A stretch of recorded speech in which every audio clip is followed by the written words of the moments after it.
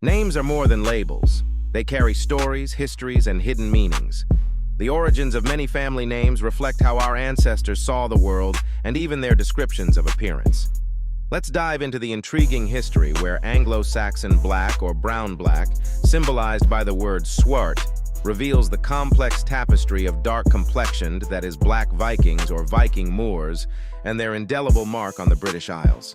Thomas George Gentry, an American ornithologist, once wrote about these origins in his book, Family Names from the Irish, Anglo-Saxon, Anglo-Norman, and Scotch Considered in Relation to Their Etymology, with brief remarks on the history and languages of the peoples to whom we are indebted for their origin.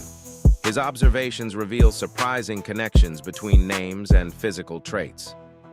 Turning to page 23, Gentry provides Deaver, originally dewy beer, from dub black IR man, a dark-complexioned man. Page 24 follows with Duffy, dub black car, an individual, a black person. On page 30 we find Kieran from CR, meaning black, and implying person, hence a black person. The very next page 31 references the name McAdam, meaning Mac, son, and defines the Hebrew word Adam as red or dark brown man. Page 214 refers to the name Dougal, Ayur, de Jew from dub black, Gaul, a stranger meaning a black stranger. Dougaled from the same roots, Douglas, IR, Dilute from did black, dark, glass, green, gray, dark green, dark gray. Charles Talbot Onions, C.T. Onions, was an English grammarian and lexicographer and the fourth editor of the Oxford English Dictionary. Onions' Oxford Dictionary of English Etymology states, black has superseded swart in gen use as a color name, CN, Blackamoor Blaikamoy, Mu Ethiopian Negro, 16th Orig Black Moor, Black Moir Dunbar, also Blackmorian, see Moor.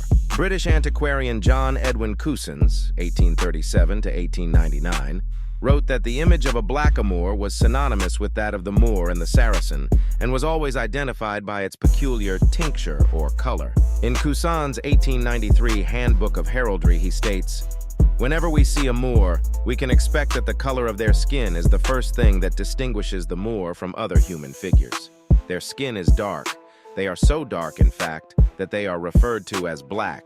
Like the Saracens we read about in the Song of Roland, these Moors with broad noses, flat ears, and skin blacker than ink came to Europe from the cursed land down below.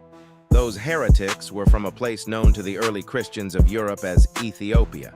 Thomas William Shore, the English geologist and antiquarian, published Origin of the Anglo-Saxon Race, 1906. Shore's commentary corresponds with Charles Talbot Onion's Oxford Dictionary of English Etymology, where he states, there is another old word used by the Anglo-Saxons to denote black or brown black, the word swart. The personal names Seward and Swart may have been derived from this word and may have originally denoted people of a dark brown or black complexion. Some names of this kind are mentioned in the Domesday Record of Buckinghamshire and Lincolnshire.